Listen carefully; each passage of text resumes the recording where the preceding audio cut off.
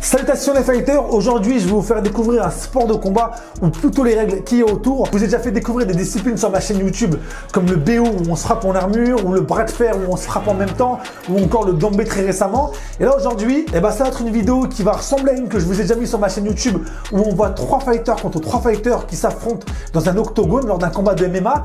Là ça se passe sur un ring, mais la particularité de ce ring c'est qu'il n'est pas carré mais rectangle, il y a un couloir, c'est du combat en équipe. Alors par contre, ils peuvent pas s'affronter en même temps, c'est 1 contre 1 et dès qu'il y en a un qui perd, et bah forcément, tu as ton partenaire qui vient prendre le relais. Je veux dire, c'est juste excitant juste en regardant ça parce qu'on se dit quand même l'adrénaline qu'il doit y avoir. Les fighters, avant de commencer la vidéo, sachez que dans quelques jours, mon site internet sera enfin disponible. Vous trouverez plein de modules de formation autour de la boxe et du kung fu. En tout cas, j'espère que ça va vous plaire. Ça fait très longtemps que je travaille dessus. Profite aussi pour vous dire que j'ai ma marque Fight Team.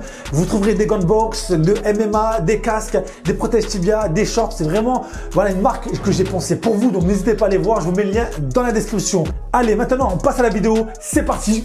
Aujourd'hui je vais vous commenter un combat avec, non pas ces filles là, on se calme. Vous allez voir 8 fighters s'affronter sur ce ring. Il s'agit de combats en équipe. Alors c'est super marrant parce que ce que vous allez voir, je l'ai déjà fait inconsciemment sans avoir vu cette vidéo au sein de mon école. Et là aujourd'hui je le revois, donc voilà, c'est super marrant. Déjà au niveau de l'approche du combat, c'est du kickboxing, c'est du pied-point. Bon, je vous mets que les meilleurs passages parce que sinon on va y passer la nuit. Là déjà on sent qu'au niveau de la stratégie, ce qui est mis en place, c'est de mettre KO son adversaire le plus rapidement possible.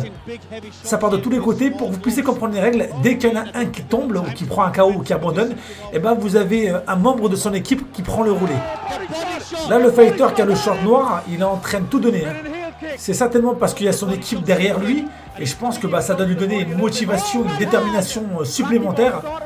Mais comme vous pouvez le voir, franchement on a affaire à 2 fighters qui envoient des frappes secs et puissantes. Là je me mets aussi à la place des membres des équipes qui attendent impatiemment de prendre le relais. Ça doit être quelque chose quand même. Et puis le fait d'avoir mis un ring rectangle, d'avoir fait comme un couloir, je trouve que ça change aussi la stratégie de déplacement dans le combat. Et regardez, quand ils se retrouvent à se battre, et en fait ils sont dans le coin et tu sens tes collègues qui sont juste derrière toi. Ils peuvent même pas t'aider.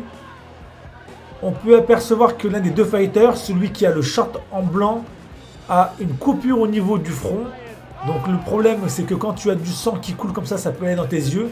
Ça impacte ta vision et forcément tes coups sont moins précis parce que tu ne sais pas toujours où tu frappes précisément.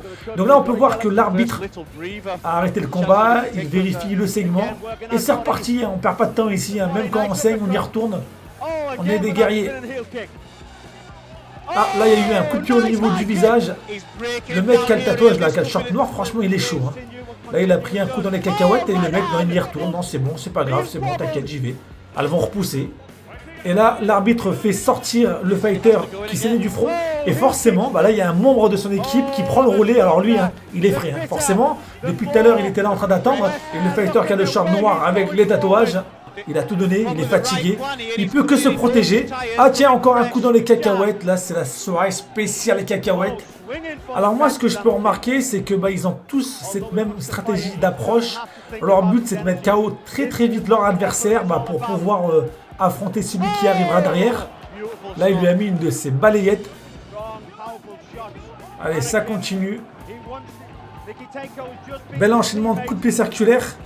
Ah là il vient de mettre un coup de genou. La séquence est passée très très vite et c'est pour ça que l'arbitre intervient. À mon avis il y a eu une expulsion et forcément c'est un de ses coéquipiers avec le short blanc qui prend le relais. N'empêche que short noir avec les tatouages là, franchement si vous avez fait attention, il en est à son 3e adversaire. Coup de poing retourné. Ah, là c'est rentré. Il a assuré son adversaire. D'ailleurs, je ne comprends pas pourquoi l'arbitre intervient. Il y retourne, mais c'est incroyable. Il est en train de gagner tous ses adversaires. À lui seul, il se suffit. Waouh, quel déplacement. Il lui a mis un crochet dans le foie. Non, mais sérieux, les mecs, ils ont Terminator en phase 2. Vous imaginez que le mec, il est tout seul. Il est en train de faire tomber une équipe. Je ne sais pas si vous avez remarqué, mais il a aussi fait tomber ses tatouages. Non, allez, plus sérieusement, il a certainement décidé de se faire remplacer, histoire de permettre à ses camarades de ne pas être venus pour rien. C'est plutôt cool d'ailleurs. Là, je suis en train de réaliser et surtout en train de me mettre à la place du dernier fighter avec le short blanc. Il se dit derrière, il y a encore 2 autres combattants qui sont chauds comme la braise. Dur pour lui. Hein. Pour monter sur un ring rectangle avec ces conditions de combat, t'as intérêt à avoir un sacré mental.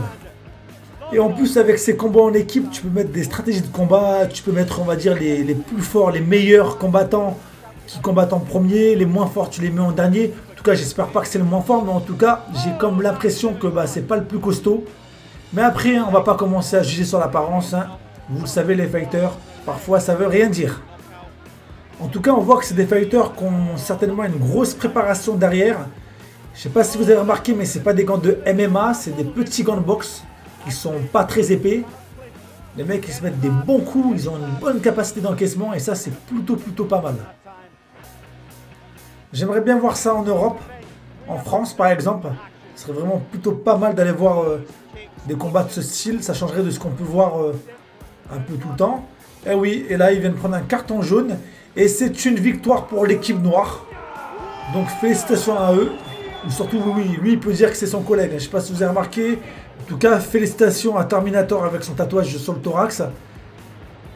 J'espère que cette vidéo vous a plu. Vous les fighters, n'hésitez pas à me dire la stratégie que vous auriez mis en place. Est-ce que selon vous, quand on commence le combat, il faut tout donner ou il faut s'économiser pour les autres fighters qui sont derrière? Voilà, n'hésitez pas à me le faire savoir dans les commentaires. Votre avis m'intéresse. Vous avez peut-être la solution à ce combat. N'hésitez pas à me mettre un pouce bleu pour me montrer que vous me soutenez. S'il y a des nouveaux fighters, n'oubliez pas de vous abonner et puis surtout d'activer cette petite cloche pour manquer aucune de mes vidéos. C'était Sulfight. À bientôt les fighters.